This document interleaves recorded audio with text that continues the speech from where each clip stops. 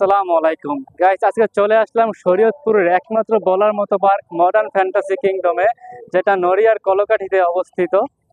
কর্মময় জীবনের ব্যস্ততার অবসরে একটু প্রশান্তি প্রদানের উদ্দেশ্যে 2011 সালে মডার্ন হার্বাল গ্রুপের চেয়ারম্যান ডাক্তার আলমগীর মতি প্রায় 50 একর জমি নিয়ে মডার্ন ফ্যান্টাসি কিংডম পার্কটি প্রতিষ্ঠা করেন।